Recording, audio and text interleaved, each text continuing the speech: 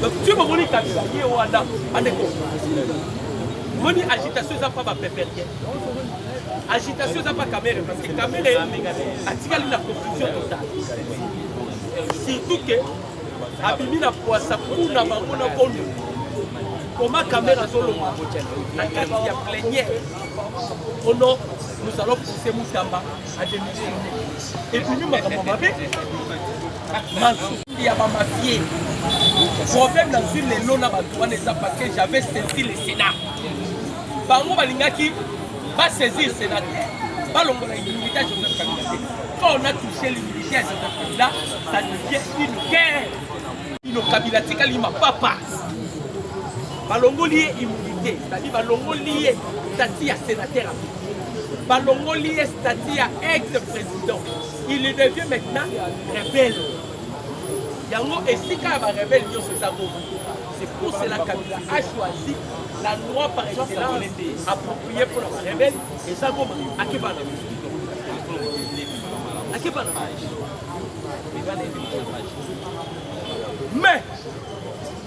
Mais bande ko ba congolais. Biso moko toye baka déjà to baka ya. To baka ki Kabila ah, tout le monde concession de concession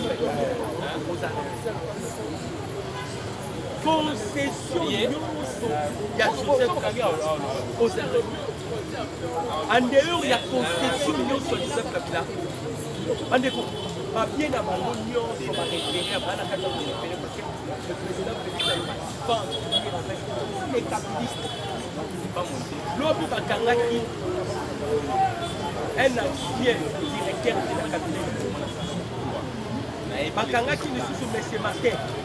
Martin, c'est lui qui finançait les M23. C'est lui qui donne de l'argent aux M23. Va mitier, va bloquer, donc il va bloquer le système de l'ONU. Dès que mon qui même la discussion, il y a Joseph Kabila. Vous allez comprendre que étant bolé il y a Kabila, c'est ça textuellement avec la 5. Étant bolé la Kabila, textuellement avec la 5. Pour les réactions de Joseph Kabila, c'est quoi ça? C'est quoi ça qui dit qu'on sort sur la route du pouvoir? Sur la lobby. Alors non, des appuis, il faut le gouvernement attendre la mesure à toi en ce qui concerne la banque, parce que le peuple qui vit aux alentours, il souffre de tout ça. Parce que les Bazawana, moyen de travailler ça parce que la guerre, la rébellion marche avec de l'argent. Déjà, on a un gros paquet ici, Emmanuel Macron. On va mettre rien en garde. Paquet ici, Emmanuel Macron a peur. Donc Emmanuel Macron a commis un coupage. Kabila maintenant, il est entre le marteau et la vie. Parce que déjà bloqué par Kagame de l'autre côté, bloqué. Joseph Kabila est bloqué. D'ailleurs, la lobby n'a vu qu'il a été référé hier. On devait même en finir avec Joseph Kabila. Il y a Makanika. Makanika a été frappé avec la Walloum. Mais toi, on est à un niveau qui s'engage ne frappe pas Makanika. Automatiquement, grand joueur, 10 à match. Mais c'est là où on dit 10 à match. Parce que on est là, lobby. Kabila a été repéré par des drôles. Au Mangabou.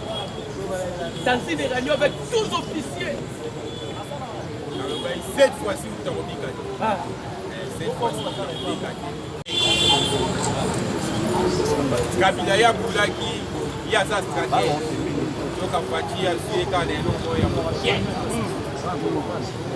au moment où je parle, naïe moko a commis qu'on était ni les tinda qui est à ça par rapport à ça.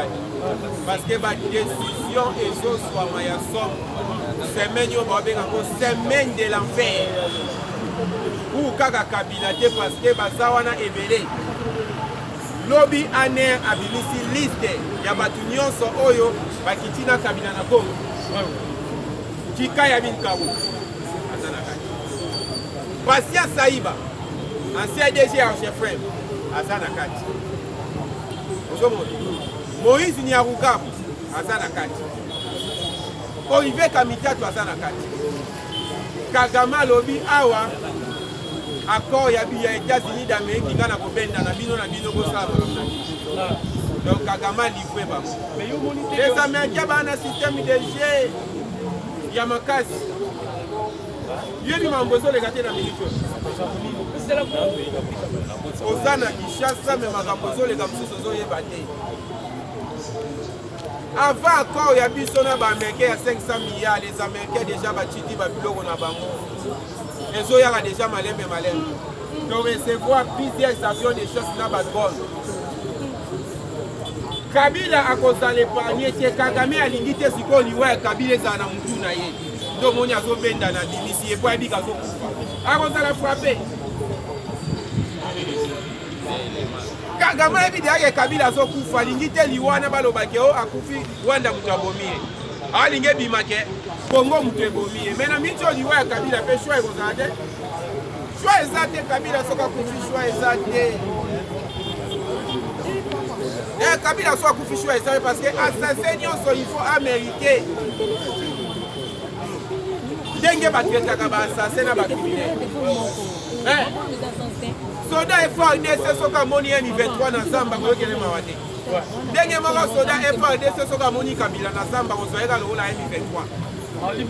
Mutu alingi te kopesa Kombo na ye honneur ya ki ancien chef de l'État.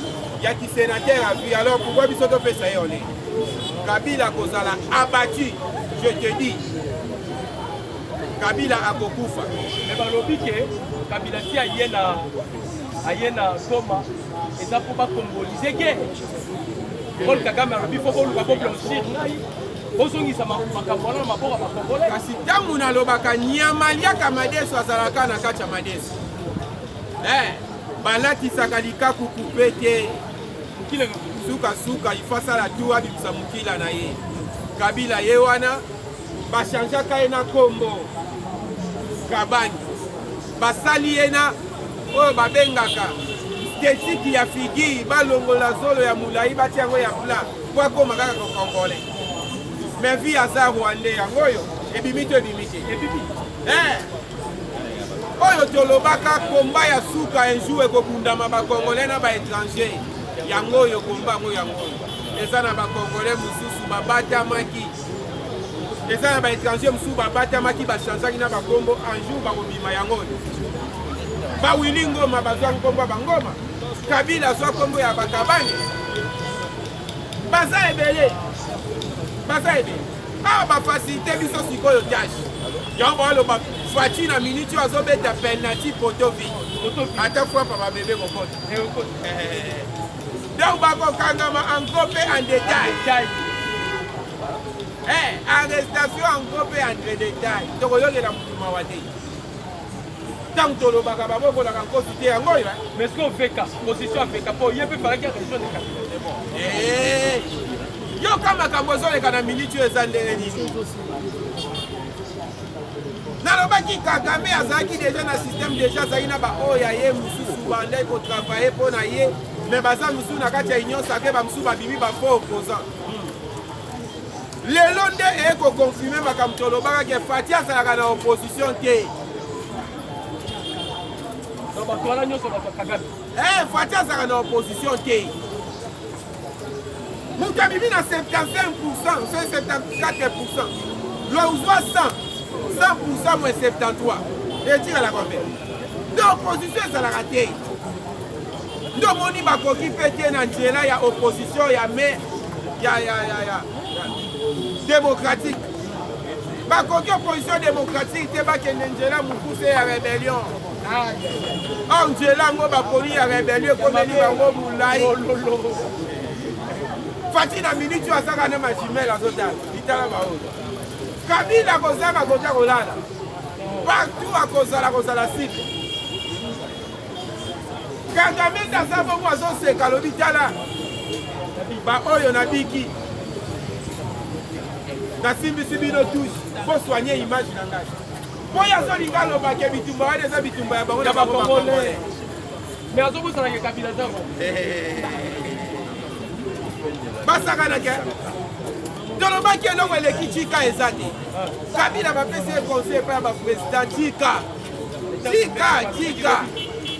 batabumbeki wana baza baprésident oyo kabila ntango azalaki na fonction tabumbeki azalaki na 14 carré minier na katanga 14 carré minier na katanga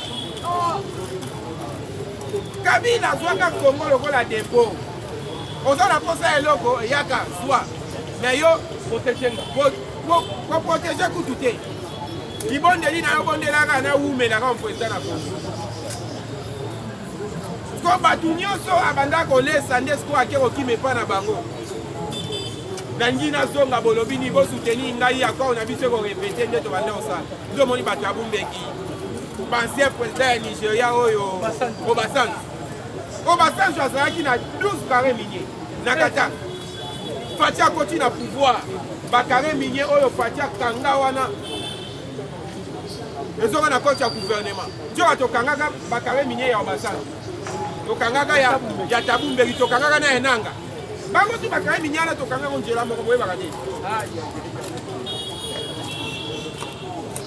nde omoni bakomi na kati fati atuna tabumbe atuna obasanjo carré minier wana ozwaki yango ndenge nini o kabila osalelaki ye nini obasanjo aolakisa fati nini document ya signature ya 2013 ya M23 soki otali document wana na signature omona signature ya obasanjo ndenge obasanjo andimaki azala témoin kabila apesa ye 12 carré minier donc eza boye nde balobaka criminel azongaka toujours na lieu de crime criminel azongaka toujours na lieu de crime yango oyo donc bazongi toujours côté bauta bazongi toujours côté bauta so biso toa na esengo parce que congo eza libéré congo eza libéré bizamati bazateke nebisako eloko yayo ezakala balibanga pa ye eloko yayo parce que biso totoza mais ye mpe il faut ya parce que yebisa biso ngana oki tabumbeki alobi tabombeki bebisaki bato te matutu oyo babandaki kogérer avec Kabila à l'époque où Kabila était président bango mpe bazalaki baprésident mais Kabila korompa bango nyonso wana bamoni danger ezoya epa Kabila signature ya baaméricain baosigné na Kagame parce que bato so bayebi te États-Unis asi atindi prêt accord epa Kagame aleli me makambo nde Tshisekedi abanda koloba na te ezongelinga lisusu nde lobayebi tie n'a pas autre choix à faire si doit signer nayebisi Kabila ke ngai awa déjà bakangi ngai moyen nasala autrement eza te yokende bunda na yo tia pression na Tshisekedi soki bokonegocie bopartage yomoni Kabila yo olokisa darte na ye refilobi ote Kabila ye ete baevêque basalaki ake kokosite na nani apesi ye mame ngalaki kupa koti na terrain donc match makoti na période ini oyo ekipe yango ezopola 12 a 5 fati azoseka wabite buzo banganga oyo bakotaka na terrain oyo papa na butu Kagame contre mi bayebisaka biso musala epesaka mutu expérience na mayeli mais Kabila 18 ans comme président de la République expérience a suite mayeli alongweki président ake kotanga lisusu abakisa me abibi lisusu zoba ake obakisa nde buzoba ebele nde omonisio eza te non nazoliangaki ebele le maître penseur coincé bato bazotuna maître penseur aza na le maître penseur ezali Paul l'élève exécuteur donc eza oyinda wana azobisa bino ye moko Kabila alobi falaki abima oyebi pourquoi bibite nini tobisaki bakongole ke nzete bamatelaki nde nzete baokipe Kabila akanisaki na Kagame bainfiltre armée ya Congo esili mais bayebaki te ke na 500 unité ya force spéciale oyo eyaki ezoprotege Kabila parce que oyebi ke Kagame ayaki otika Kabila kuna kiseli 23 heures avant Kabila kota na 5 ans. akoti na bénédiction à Paul Kagame na Congo. Aye otika ye na Gisenyi bokota. Azwi 500 unités spéciales à force rwandaise apesi ye bokende na Congo. Bakoma boye baloki na Muguga. Masasi ebandi obeta. Fifi ya bia makasi ba wazalendo balobi turo oyo Kabila obimata ye komitika na monoko ngando. Moi Kabila siko ba yamba ye parce que c'était prévu ba ba yebite, c'était prévu que nanga il faut yamba ye nega ba yamba ka président de la République. Mais bon tout na bango pourquoi tu lelo image ya Kabila basa la cérémonie. Cérémonie ça le bité pour. Donc ça oyinda wana zo bisabino que Charles Nata. La patrie ou la mort. La patrie ou la mort. La patrie ou la mort. Ou la mort. Nous vaincrons. Kabila na Rumangabu. Ayego maote na yeko luka kimia na ye po dialogue salema. Mais Kabila na kati ya Rumangabu. Ake ote alolenge kani bazo pesa la formation militaire. Na ba Congolo M23 zali ko enrôler bango par la force. La paix a changé de côté. Le parenthème bazalaka congolais. Bango nyonso lelo babimi na ya kuku ebimi na poisa. Voilà ça. C'est un biloko. Ah, Yaya. Il faut y Elengue. Tshisekedi na kati ya diplomatie likolo. Ceux qui ont rené Chadari. Non, ce n'est pas possible avec Tshisekedi. Parce que Kabila est en plus sud. Kabila corrompre l'ancien président. Ok, va contrer Tshisekedi à travers la relation bilatérale entre RDC et tout ça, j'ai Sabatunabino de toute urgence. Bien parlé. Les États-Unis veulent maintenant collaborer avec le pays le plus sacré au monde. La RDC. Bibi Sabatunabino de toute urgence. Bonne année. Bibi Sabatunabino parce que les États-Unis a continué comme commandant lobby. Bientôt là, le Blackwater, ils vont maintenant opérer une opération de nettoyage. Ça va nettoyage.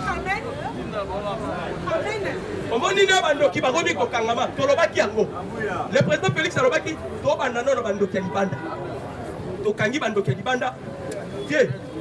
Zambi Bénisha.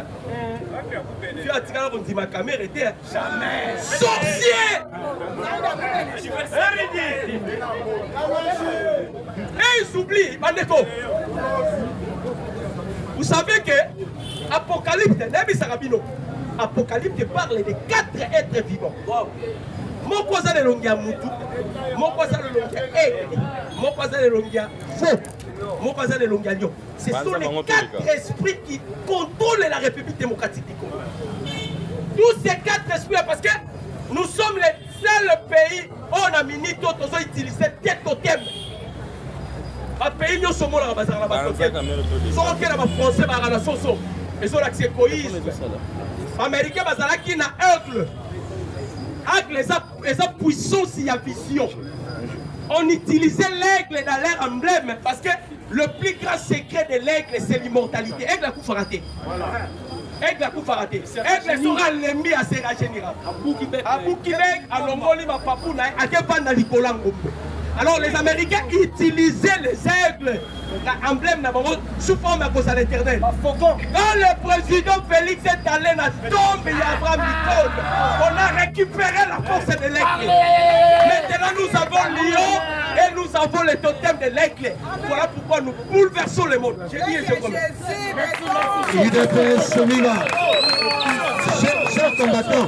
Chers combattants, au moins on a même lumière parce que lorsqu'il a parlé de la parole de Dieu, Sobotali Félix, il a les 4 caractéristiques des 4 êtres vivants. Parce qu'il y a l'aigle, il y a l'homme, il y a le veau, il y a quoi? Le lion. Le lion, c'est la royauté, le pouvoir. L'homme, c'est la caboche, l'intelligence. L'aigle, c'est la vision de loin à percevoir. Et Yasuka, c'est le veau, la docilité. Lorsqu'il est entré, yo maman, oui.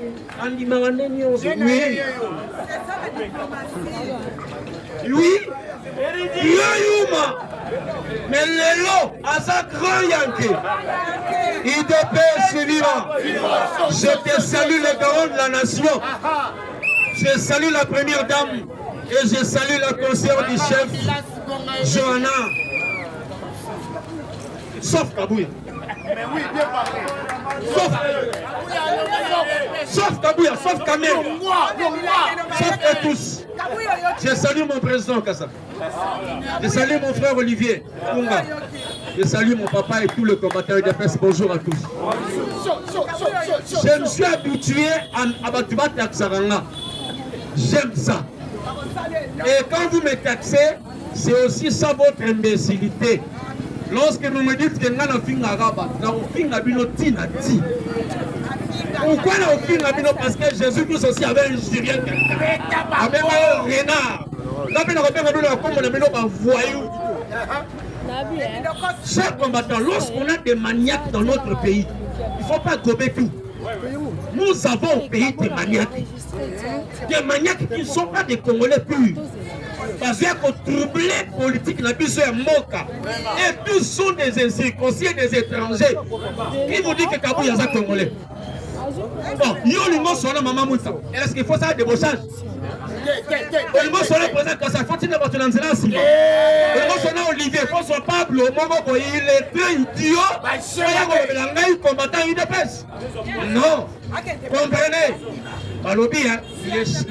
Le fer existe le fer. J'aime beaucoup lorsque Sonic a dit un gagnant ne lâche jamais. Et un lâche ne gagne aussi jamais. Combattants sont des souvenirs. Il y a une historique dans la réalité. Sauf que ces souvenirs, moi j'avais dit depuis le début, lorsque Kabound partait, j'ai dit il faut que Mouto pas kende.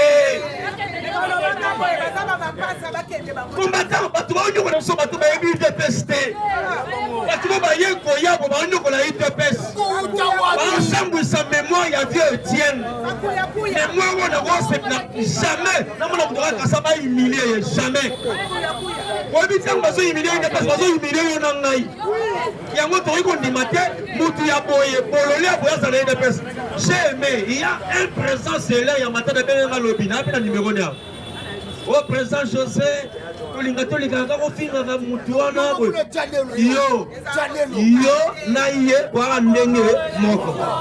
pourquoi je l'ai dit? Kabouya nous a taxé par Tubatangate. Pendant que c'est lui qui est le véritable idiot, mais il voulait nous casser comme étant Tubatangate. Quand on dit Botangate, tu es idiot. Un bourrique n'est maman le bien. Un bourrique de formation et de mérite. Parce que Kabouya, on doit lui amener un diplôme de bourricité. Donc, bourrique n'est idiot. IDPS, en tout cas, comme on a un ceux qui mouquent, IDPS viva. Combattant, si nous sommes IDPS, parce que nous oublions, d'abord, on doit commencer par notre maison. Avant qu'on le mette l'homme, je vais m'adresser à ma maman. IDPS viva. Maman, avec beaucoup de respect. Pourquoi je dis respect? Un jour, lors du retour du vieux Etienne, retour triomphal, vous voyez bien, au stade de martyrs, Liban, stade de martyrs, c'est un stade de mais plein à craquer. Moi, je suis boulevard, ce jour-là, le vieux Etienne prenant la parole, il a présenté Moutamba, Moubake, à une maman morte. Alors, je vous présente votre mère éternelle. Je ne sais pas si vous me comprenez. Donc, maman n'a pas libéré maman morte, comme mère éternelle. Il a comme suis en d'accord, parce que ça sonne mal, ça sort aussi mal. À tout moment, maman Kabouya, on appuyer Kabouya. Maman, surtout Kabouya bien en d'accord. Parce que dans Ndakou, on a matata pe basani ni basalaka. Tant muta même sa valeur ya Ndakou faut pétailler. Maman longa na maboko na Kabouya, awo so mutu makasi yako bagara yo. Yo mutu apuya gaye, yo mutu batela gaye. Et puis parce que ba ko famille tisaka bani iga Kabouya. Maman, benaro no mpanzi. Na respect to ngo pona papa, na respect ya yo moko. Parce qu'à tout moment papa nous présenter alors parce que yo. Lokolo sa maman na biso pe ban. Yo kapé momo ya ban babi bana beta pe mo bakolo basala nini babina Tika Kabouya to s'occuper normalement et nettement. Parce que Kabouya, alors ça y est, Sony, alors c'est mon Sony, alors c'est le président Félix, Sony. Vous avez dit qu'à un niveau intellectualiste, Kabouya nous a humiliés. Tout le monde dit que la caméra va s'arrêter dans le Parlement. A évité Bandawapi, à Soukawa, à Olobanine, même quand les fois il dépasse à éviter, même les statues il dépasse à éviter en côté. Un monsieur comme ça, vous voulez qu'il puisse diriger les dépasse? Non! Attends, si vous avez mis sur le monde, voilà ma tête à Royo. Au moins dans la consultation, Maître Mbata Benana, qui n'a pas compris? Qui n'a pas compris? Mbata est envoyé par qui? Théo a fait représenter quoi? IDPS. Alors qui maintenant dirige IDPS? Alors à quoi bon? À quoi bon bien Mabiso? Consolant ni, au dirigeant ni. D'abord oui bio. Lico c'est belé bio. Vous avez belé bio. Côté la pétrole bio. On se va le mettre bio. Nous sera là bio. Partout nous sommes pas Kabouya. Vous avez exclu du parti. Tu repères la bille qui n'a pas sur AKB. Ça est non. On dit ça Kabé Sony. Tu repères la bille news. Parce que c'est incompréhensible. Un monsieur qui connaît bien les partis, vous devez suivre un maigrichon, un idiot. Je dis bien idiot. Je pèse mes mots, idiot Nico Bodé. Pour l'endayer, pour vous humilier du seuil de pèse. Vous avez dit, à partir même il y a des bottes en aïe. Si Félix est aujourd'hui présent, ce n'est pas par rapport seulement au Congo, c'est par rapport à l'UDPS. Parce qu'il est parti de l'UDPS avec confiance aux yeux du peuple congolais. Il y a Bouna qui est président de la République. Aujourd'hui, c'est l'UDPS qui est à la tête du pays. Mais maintenant, Mouta dirige l'UDPS. Zoba. Je l'ai dit, je pèse mes mots. Zoba. Ce qui n'a qu'un Équateur, il y a du Boma, il bololé, là. On peut faire confiance. On doit aller de l'avant. Et on doit faire des grandes choses. Alors, Bagaza Mouti à Miabi. À Bossani Lomoko. Azamouti à Miabi. À Bossani que ma maman était sur des Miabi. Moi, je suis équatorien de père de Kassin de mer. Ma maman est de Miabi. On ne les connaît pas, Miabi. Pourquoi il avait fui les Kassai pour les élections? Et ici, il a triché. Oui, quelle élection? J'ai quoi, il y a une élection? Il a triché. J'ai quoi, il y a une élection? Il a triché. Il est passé vivant. On doit être concret et net.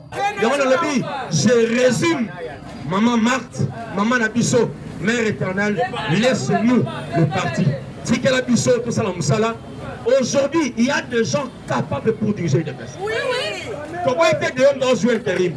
Mais il y a des gens capables. Parce que des hommes même d'intérim, il faut le one-on-one. Je peux dire une chose, je peux diriger les personnes. Dans ça, on a posté à le bel souhaité. Il y a des gens qui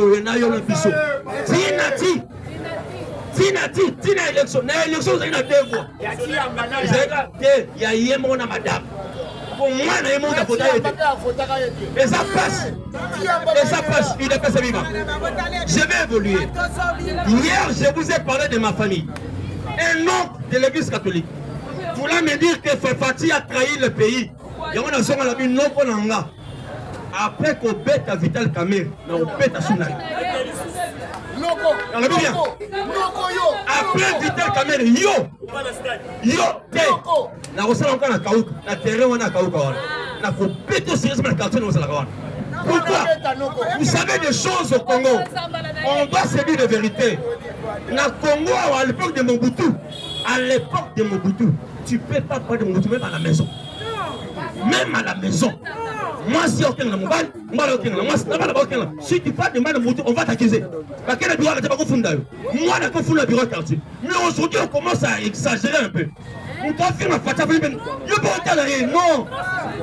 Ah, ouais, salati mi be quoi. Parti et peuple fait pas des coups. On doit pour la fatia. On ne va pas avoir pitié de qui que ce soit. À l'époque du peuple, nous, on n'était pas pardonné. Je vous dis la vérité. J'ai été 6 fois l'année. J'ai été arrêté 6 fois l'année. Nagana Demiap, Nagana même prison pour la Maramouya Kabila. Mais aujourd'hui, on parle de fatigue, nous nous regardons. C'est quoi au juste? Attends les États, on te l'acheter. Oh non, nous sommes des démocrates. Je suis démocrate, mais sachez une chose. Dieu a démocrate. Dieu n'a jamais été démocrate. Il est Dieu, il impose des choses. Il dit ceci, je mets devant vous la vie ou la mort. Mais moi, alors dit, mais moi, je ne prends pas moi, mais, dans le but mais, il a tout aboli ce qui était auparavant. C'est ça les Français. J'ai dit la vie. Il vous impose la vie. J'aime aussi une phrase. Il y a un moment, Dieu dit ceci. Continuez, frère Dieu Mokwabi. J'aime ceux qui m'aiment. Alors, ceux qui ne l'aiment pas, ceux qui les haïssent, il dit il aime ceux qui l'aiment. Somme. Bon, bah toi, il y a un homme qui a ça. C'est que, moi, je suis Dieu. Dans le Bible, Kamere s'était aéré jusqu'à Tinati. Parce que, aux allons moutou mounen, n'a plus de belé. De deux, qui nous belé aux autres. Oui, oui, oui, moi, les gars, sont à la blague. Oui, oui, oui, les gars. À mon café, quand la coin à Chab. Le pain à la louange, pour l'église de louange, il y a le pain à Molik. Et quand on a boulangerie petit bois. Oui, oui, moi, les gars, ça va une aïwana. Ah, petit la sorte. Là, on le appelle le rôti pour ça, on l'appelle le roman à ma vie. Mais Kebanayo, parce que, et à Tegoya, on s'en va blague dans le Congo. On sera passé la mission, on sera passé na yo. On a besoin de yo. On peut se passer. C'est bizarre. Un impoli, un impudique, sadique, maniaque, fait au Congo toucher à nos femmes. Vous savez que le Congo est en risque. Aujourd'hui, nous avons un risque. Ils ont pris des femmes, il y a sida dans le Congo. Ils nous ont injecté même dans la maladie. N'a qu'à dans l'Est. L'Est là-bas est pollué. Il y a des filles qu'on avait menées à l'Est pour ne pas contaminer la zone de la Bissau. Les femmes, parce qu'avec les Congolais, non, j'ai compris aussi une chose. Lorsqu'on dit que l'Est, j'aimerais aller à corriger de moi à l'Obiao, ne parle pas Batua Est. Non, non, non. Les Batua Est étaient les Rwandais qui sont à l'Est. Parce que l'Est, c'est le Congo. Nos frères de l'Est, ce sont nos frères. On parle de l'Ouest, l'Est, Nord, Sud et Centre. Comment on le reste? Nos frères de l'Est sont des Congolais. Mais ce sont des infiltrés rwandais là-bas qui sèment des troubles. Il y a un récupérer un bon cannabiso. Il y a un Fati, sont récupérés par territoire Nyos. Président Félix, par rapport à la droiture, Yosuka na frontière. C'est qu'il a besoin de Moussala Angam. Pour dire, Yosuka, le la président, c'est qu'il a besoin de Wazalem, Toko Tatina Rwanda. Toko son Nyos. Ce qui Toko Solana Rwanda, Bolanda qui maman Wagner. Alors, Toko Solana Rwanda, non pas pour négocier ma territoire. Non! Toko Tela, ceux qui s'y m'a mis que Toko Sola bien. Mais Toko Solana Rwanda, n'a plus d'être Toko Solana Rwanda. Na Rwanda, sur table, Toko Tchaba nombre. Si au Congo il y avait 18 millions de morts, on doit tuer 18 millions de Rwandais et puis on négocie. Part égale. Parce qu'on n'a pas égal. Il y aura les catés, on n'a pas les catés. Mais le Rwanda, c'est un petit pays. Il te paie ses vivants. C'est un petit pays. Mais ça n'a valeur que les bossons à Yonanga. Et ton animateur de son labango, à part égale. J'aime beaucoup ce que M. Trump a dit. Oui. La négoce avec les États-Unis, c'est à part égale. On a fatigué. Hein? Aujourd'hui, on parle de win-win. Est-ce que vous avez compris? Win-win. Est-ce que vous avez une idée? 50, 50, 50, 50. Vous voyez, c'est la Moussala. Par contre, on va avoir un emploi pour que tout le monde ait le Rwanda n'a rien à bénéficier ici au Congo. Rien. Lobby, j'ai écrit, dans le site Montréal Belgique, j'ai dit, on va encore appeler le roi belge. On lui posera des questions comme des Congolais. 2004, 2023, 2024, le roi belge Philippe a dit ceci. 1885, même avant, le Rwanda n'existait pas. Alors, à quoi bon? Les Rwandais savent une chose, que Bissolo Bango pourrait coopérer. Il est passé vivant. Oui, Fati, Azali, politicien. Azapé diplomate. Mais Fati n'a pas joué le rôle de deux volets, deux ailes. Non, il a joué les deux ailes, mais il a mis aussi la tête. Il est passé vivant. Il y a la politique la diplomatie, mais aussi le droit. Il est écrit, il est aussi écrit, Jésus. Et comment ma paix. C'est pour cela que je suis pas à côté à droit.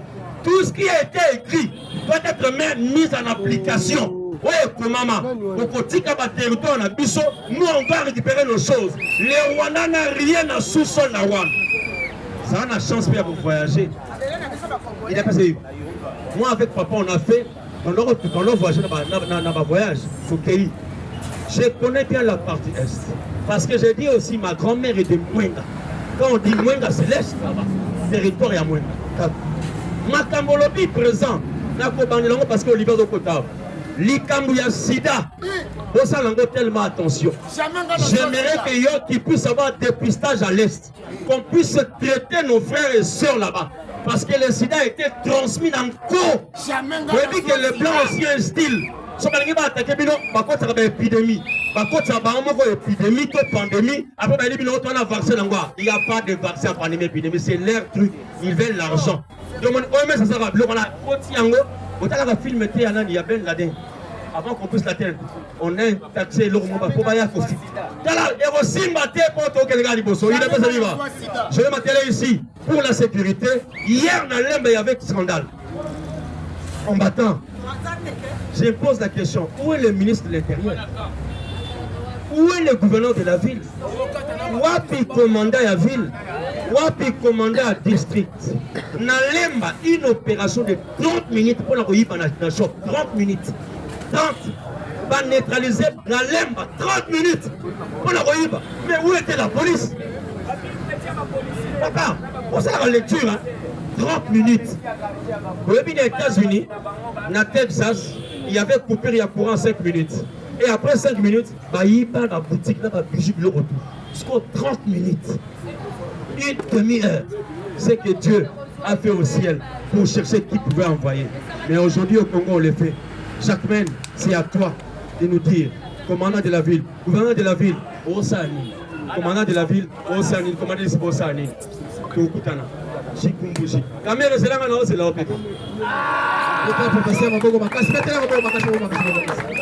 Nous avons présent Olivier. Présent Olivier. Un homme que je peux par les mains. Présent Olivier Malobeza Panayo. Attendez. Mettez la main, mettez la main. Il te fait ses vivres.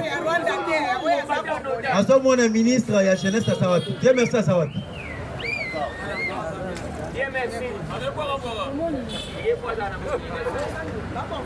Azape ministre, futur ministre de la jeunesse. Je vais te le faire mon bon maras. C'est viva. Ayoki déjà auto avec la fiction. Parce que là il a bandé comme sur les bandes à moi réunion. On a gagné la bande de pause. Oh qui ne me singulier pas mais pas Kabouya. Kabouya à côté la vidéo le bon côté. Oh le bon on a ça la ba fois aller ba ko ba télé. Ali a gouverner bima a récupérer moi alliance. Il y a beaucoup de choses. Ça y est pour être dans ma solo. Et ça on a compris. Koyana Zawo, Koyana nous sommes chez nous. Mais il est dans la police Kabouya a obéi ça. Mais oui, c'est combattant.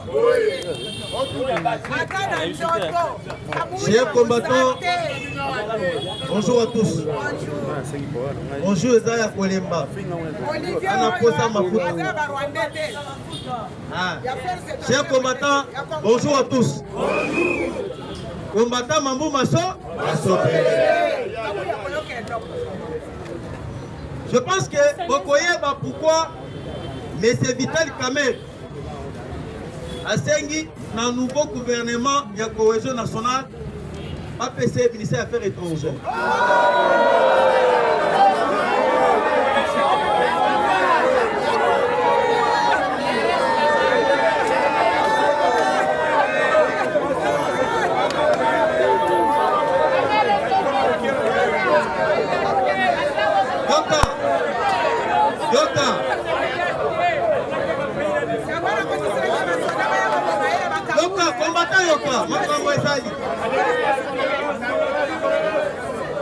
Okoyeba pourquoi Bakei Kokanga 50 conteneurs Il y a des francs congolais. Oyo, Kabila, Atika Kina Kingakati. Mais on va évoquer sur 3 cas et sur 3 stratégies. Oyo, Kabila attaque en marche. Comment renverser le régime actuel? Parce que tout a été prévu dans le mois d'avril. Coûte que coûte, pas battre le président Félix Tshisekedi. Il a quoi faire? Sur les 3 plans. Tout ça qui n'a plan économique, tout ça qui n'a plan sécuritaire, autre plan il y a déstabilisation, et tout ça qui n'a plan plan politique. Actuellement, Monsieur Wakaningi di King, Monsieur Vital Kamera, celle qui réclame Monsieur Affaires étrangères. C'est quoi le chef combattant? Nazana posa oyoka. Nazana posa ke osilikana parce que soko osiliki c'est-à-dire operde oyo oyeli oyoka awo. Ya mutuya esali pesa litoyi oyo oyoka. Asa ventilier. Actuellement, le plan était total. Selon le renseignement, il y a États-Unis au Tobinisia. Matubaye kopé sa carte. Il y a déstabilisation, carte, il y a plan, oh il y a France, carte, il y a Kakame, Nakakuta Museveni, c'est les États-Unis d'Amérique. Avant qu'il y ait un coup d'État, ils ont fait quoi? Balinga qui va accélérer le plan dans le mois d'avril. Dans le mois d'avril, il faut d'abord affaiblir la population congolaise. Pour affaiblir la population congolaise, na bazone oyo bango ba ciblé. En commençant par Grand Katanga. Lorsque je vous parle Grand Katanga, nous voyons Lubumbashi, Tanganyika, na Golosi. Voire même Kisangani, Bandundu, na Kasai oriental. Selon stratégie oyo bango bataki en place. Basala ki na stratégie ya kobwaka ba franc congolais. Bati yango epai na bango bakambiste babrader. Et lorsque babrader na bango bakobanda kozwa babongo wana bamatisi to ya dollar. Lorsque to ya dollar ekobanda komata ekomi na $100 est égal à 500 000. Lorsque $100 ekomi na ba 500 000, malamoko peuple congolais abandi kosanza le chef de l'État. Et lorsque ba fragiliser peuple bakokota na rébellion na bango calmement, sans inquiétude. Yango boyoki actuellement, mes chers amis, mes chers compatriotes congolais, na Kingakati kuna lorsque bakia kokota na Kingakati va découvrir 50 conteneurs. Lorsque batuni déchets ya Kingakati basenge ba document ya ba conteneur oyo euta esika euta ki enani azalaki commanditaire ya oyo tobengi kosenga ba conteneur euta libanda na loba la minute oyo lorsque basenge pas directeur général oyo asali kotala zone ya Kingakati mobimba kobosana te oyebike na Kingakati bangeza soki bino boyebi te, moi je vous informe, Kingakati esali na 300 hectares, 3000 hectares. 3000 hectares esali awa te, oyeba yango. 3000 hectares esali lokola un état dans un autre état. Na Kingakati kuna zela nyonso to esali makadamisé. Bate pena baba koto esali zela. Tandis que Kabila a 18 ans dans ce pays. Ata route mogote asali yango na Kinshasa. Ata route mogote asali yango toute l'étendue de la République démocratique du Congo. Mais le long Félix Tshisekedi au pouvoir pendant 6 ans. Pour que ne barélien zela oyo uti kobanda bandundu eketi kasai. Olongo na bandundu okena oto mingi tikapa makata mesali. Olongo na tikapa oketi kananga makata mesali. Et le président Félix Tshisekedi na 6 ans. Asali zela elongwe na Kabinda. Et qui na kin pendant 6 ans. Mais bango babeti 18 ans. Mais ceux qui ont continué na Kingakati kuna, au route à Basali Bansela, batia ba mine, courant ezali et na répète. Yango tozali kwa bisabino. Lorsque ba sécurité ba kitaki na Kingakati, babali ko contrôler. bakei na contrôle bakuti presque 6 dépôts ya armement. 6 dépôts ya armement bakuti oyo tobengi 7 dépôts ya bamunition de guerre. Objectif na bango ezalaki nini? Kingakati ezalaki zone oyo tobengi zone centrale oyo ezali koravitaye bapays frontalier et baprovince frontalier. Ezali koravitaye Congo central, ezali koravitaye Bandundu. Nde boyoki na betelaki bino lisolo ya oyo tobengi deux tunnels. Deux tunnels ezalaki oyo bake kodécouvrir na kati ya Kingakati. Tunnel moko ezalaki na direction ya Congo Brazzaville. Congo Brazzaville pourquoi? Parce que lorsque vous allez koyoka avion rwandais ezali koatterrir na Congo Brazzaville et bana koyena ba munitions. Oyo France azali kopesa bango bayena ba munitions de guerre balekisi yango à partir ya tunnel à partir ya Congo Brazzaville. So ko kusa na kota Kingakati tozala ba bisema mususu tozokati na Congo Brazzaville na makolo soki boyebi yango tokati na makolo et bango ba profitaki basala ki ba tunnel pour que babanda komisa ba munitions de guerre ekota na Kingakati ne boyokaki basali approvisionnement ya ba munitions de guerre. Avec cet objectif, babanda ko attaquer à partir du Congo central, babanda ko attaquer à partir de Bandundu. Vous comprenez? Oui. Et na minute oyo, et lorsque Basili Semagambo etali ko kanga ba munitions de guerre, bakena ba conteneur oyo ezalaki na stock. Bakena conteneur wana ba yebisi bango ko fongo. Ba fongo. Et nini na kati ko pour les sanga ba sac à main. Ba fongo le premier conteneur bakoti à quelques centimètres conteneur bakouti basak balinga kukutu ba se décourager batika comme moni pena général nani commandant mon sergent musu azawana albino botika te ofongo wala siko yo mote be betaye o tata masina toni abi mapena ba bimisa basak wana batala pena boye tala magamba ba fa kongole bele bakuti ba biya ba 20 000 conteneur moko soko koti biya ba 20 000. Voyez que combien de millions? Des milliards. Conteneur moko. Mais si vous mettez calcul, et ça les conteneurs marocains, et ça les 50 conteneurs en francs congolais. C'est Milangoki. Banzaï. Dans le télégramme, on t'aime à ma vie. Qui d'autorité? Banzaï. Et on a dit quoi, mais c'est Bino, Yoka.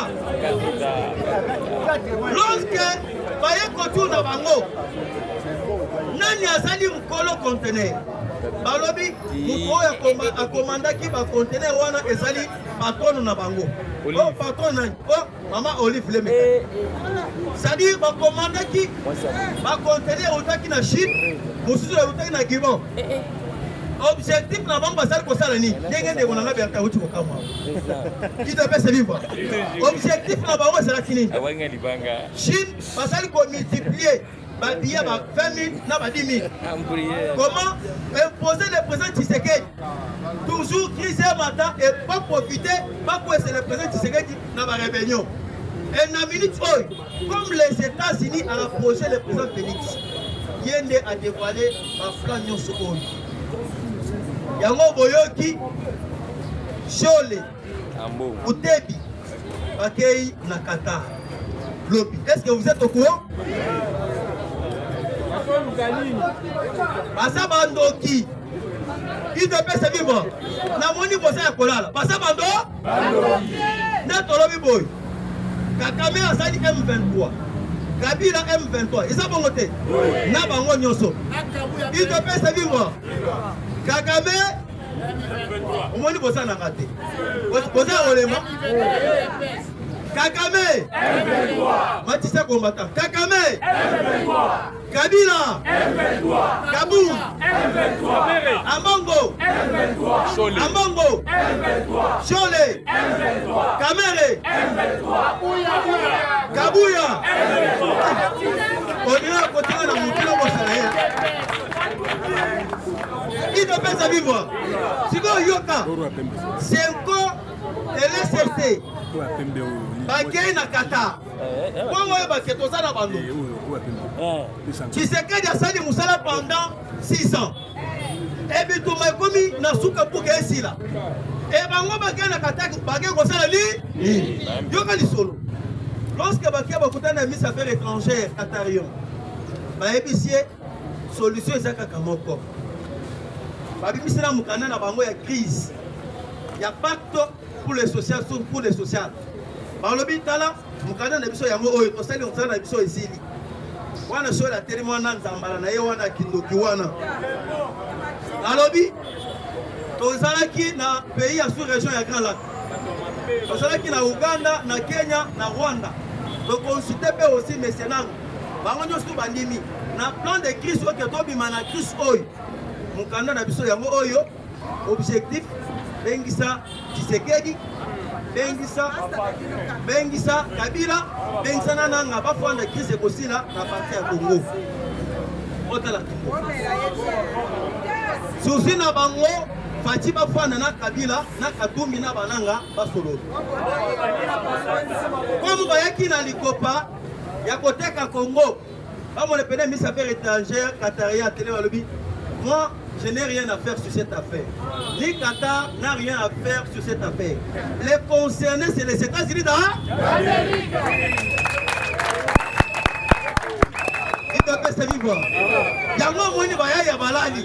Na milito nenga tosali kwa bisabino. Kakame amongo balali na mbeto na sapato na mako. Teke diplomatie. Et lorsque bango bakeneki na Qatar, bazu répond le même jour. Donald Trump a dit mais après ce message. Parce que la militaire, il y a déjà une guerre entre l'Union européenne et les États-Unis. Ce qui est dit, ce qui est dit, Makambo et les gens qui ont Igron. Oyo, Zelensky, Bakutali na Trump. Macron a sali Koya, pas fondre, parce qu'il y avait 3 chaises. Il y a Igron, et après ça, Zelensky, il y a Igron, il y a présent Emmanuel Macron, il y a présent Donald Trump. Et lorsque Bakutali, qui tu vois c'était prévu France et Macron comme représentant il y a l'Union européenne. Les États-Unis comme représentant il y a États-Unis d'Amérique. Pas moi le pena boye, c'est laissé à Zofana na Macron, na Trump. Macron a mbang, afan. Trump c'est papa. Longa.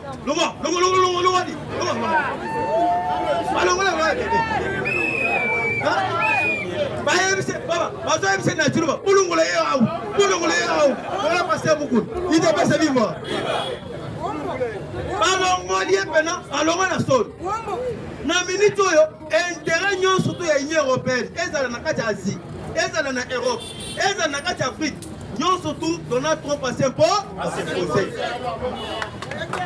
il doit pas se vivre yango boyoki le même jour tango Senko bakendaki kuna parce que Senko bazali kotambola na plan ya Union européenne et lorsque bakendaki kuna na Qatar Donald Trump a télé mais lobby chers journalistes je vous assure il y aura la paix au Rwanda, il y aura la paix en RDC et il y aura la paix en Ouganda. Et je vous assure encore, la région, la sous-région des Grands Lacs, il y aura une totalité de paix. Et il a encore dit, Makambo et Tali Bitumba, quand même, Nazo m'y remercier d'abord parce que Nassisi a et je vous confirme encore, dans cette semaine, le président Tshisekedi s'est déjà confirmé, il va se rendre aux États-Unis d'Amérique. Tête à tête avec Donald Trump. Il te fait se vivre. Pourquoi Fati a donc les États-Unis? Premièrement, c'est que ce n'était pas les accords de paix. Qui ministre des Affaires étrangères. Non, monsieur Olivier Ndoungiré, ministre des Affaires étrangères, Rwanda. Non, Obasanjo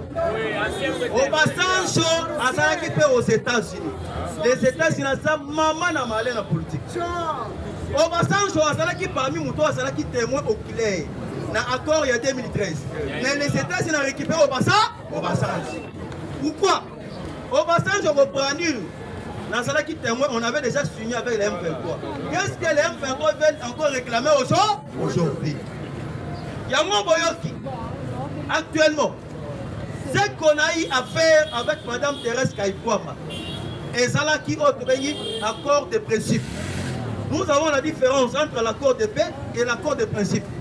Accord de principe, cela veut dire Rwanda, Ouganda, Bakoki jamais pour violer l'intégrité territoriale du Congo. Ndenge Kabila bande ko faciliter bango ba koti na Congo ba piller minéraux ba kena ngo na kati ya Rwanda ya di société. Cette fois-ci chaque pays azali ko respecter ba borne ya chaque pays. Nyonso oyo ezali grâce ya compte mo le Fatibe. Et le monde et les Congolais se souviendra à cause il y a président Félix Tshisekedi. Le lot, il n'y a pas moyen que mixage et passage. Et les Congolais, on se souviendra que grâce à mon compte le parti béton, moyen que avant que le gouvernement ébima, Rwanda, Kagame, Abim Sabatuna Bango, comme un PDG, comme un ministre, comme un sénateur, comme un député, Abouo, qui devait se vivre. Il y a un moyen qui actuellement, les États-Unis ont petit à petit avec les Rwanda. On signe accord de paix, ça va. Est-ce qu'on dit qu'on respecte la frontière Congo? Oui, Nandimi, on respecte. On est ça d'un piège. Parce que maintenant, la deuxième étape, nous avons maintenant le chef de l'État, béton armé, le commandant suprême. Pourquoi on tombe le moment c'est pour dire que tu peux Fatime. Il y a mon cas qui est maintenant aux États-Unis. Aux États-Unis, à cause de la tête à tête, non, mais c'est Donald Trump. Encore besoin de la Kiyo. Trump pour moi dans ma tête, Fatime moi dans l'humain, il devait se vivre. Dans le moment où tu es le Kouana, pour que Ebi Misa Foyou Kingoningo, Ebi Misa Chole, na Amo Kingoningo, Papa, bana Kishasa bazo kuta na calamité la semaine où. Moi na Kishasa moko ya komi ya mate, Quoi tu vengi Donald Trump. Moussous ya komi ya lime, ya limité.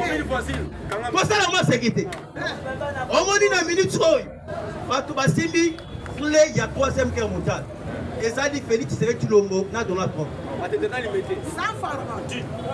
Congo, il y a moins de 6 000 clés. Faut éviter. Ici au Congo, nous avons l'uranium, il y a première qualité. Ici au Congo, nous avons le pyrochlore. Le pyrochlore, c'est un minéral cherché au monde. Oh, les alliés comme ça, l'autre va venir par fuseau oreille. C'est ça. Et tous les alliés comme Sabino, béton armé.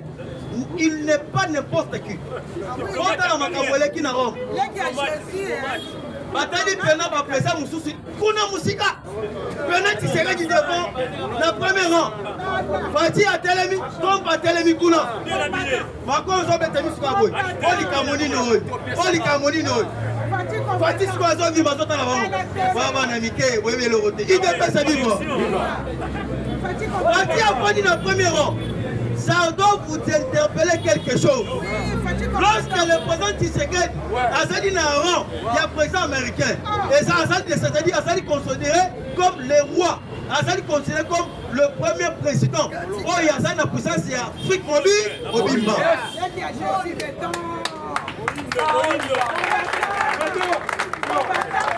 Qui devait se vivre? Papa, moi, je vais m'aider là.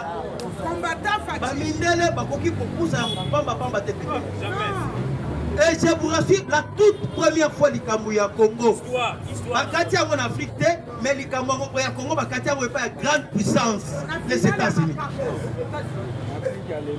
L'Ikamouya Kabila est accord, il y a CNDP. Autre Ganda au signé dans le Rwandais. N'a pas Katango, au Bassange.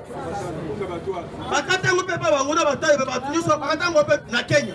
Mais avant le président Tshisekedi, l'Ikamouya Congo, les États-Unis ont eu un moyen de faire Donald Trump. La finale à Macambo, États-Unis. Tu serais dans la première raison, film, Mazoka la Mago, yo, na Zunio. Yo, c'est un moment, la peine dans les États-Unis, ils ont seulement frappé.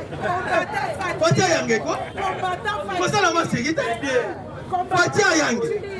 Un minute, on est dans le web, Sabino. Lorsque tu as signé l'accord de paix le 2 mai, quoi, Pesoya? Est-ce que ce petit-là, un cancrénant, un petit gâté de M. Paul Kakame. Alors, on est sous. Et c'est là que moi, Kabila Fwani a tweeté. Moi, Kabila Leki a l'autre. Moi, Kabila a fait voyage. Accueilli, passé, publicité, photo, partager un mot. Moi, Wulingo m'a télémi. Ah, Omoni, Nawa Nasana Walikale. ngawe na synagogue est-ce que oyoka lisusu ilingo malobaka bakati déjà bango partenaire na bango achange akomi partenaire ya Congo et na minute oyo boyeba ministre affaires étrangères ya Belgique monsieur Maxime Prévost atamboli na sous-région ya Kanga azalaki na Rwanda azalaki na Uganda azalaki na Burundi aye construire ses missions na ye awa au Congo avec le président Félix Tshisekedi na mission oyo ayaki na yango na sous-région ya Kanga et pourquoi aleki na kati ya Rwanda te naloba amoni ko décourager nga siko bozo loba na kata te mais sikoyo répondre te ata na église balobaka alléluia Bien Sarah. il ne peut se vivre siko na minute oyo Maxime Prévost atamboli pamba te na kati ya Bujumbura basansi babelge les militaires belges na kati ya Uganda basansi bamilitaire belge parce que na minute oyo soki oke na Kine babelge batie déjà base militaire na bango et babelge avec les américains oyo tobengi ya monsieur Eric Prince ya société américaine batie déjà deuxième base militaire na Kisangani yango moni actuellement M23 n'avance pas M23 azali stoppé et je vous confirme ezali déjà message direct contre l'Union européenne parce qu'actuellement Steinmeier azali ministre azali premier ministre britannique na oyo tobengi Emmanuel Macron bayokanaki basololaki pour que va frapper Ukraine et actuellement les États-Unis avec la Belgique basali alliance pour que va contourner plan ya Union européenne il doit se vivre et dans minute oyo boyeba si que les Rwandais ne tempèrent pas on va les frapper et je vous informe aouti kokate déjà satellite ya Rwanda par les États-Unis d'Amérique satellite oyo bana ko permettre bango ligne la satellite et satellite oyo bana ko permettre bango bazalaka en contact ba position ba wazalendo ba position ya FARDC et na mito ba uti kokata bango il doit se vivre pour les kamu ya kamé pour gana chiter caméra lobby ba pese na gouvernement union et cohésion ya union nationale ba pese mes affaires étrangères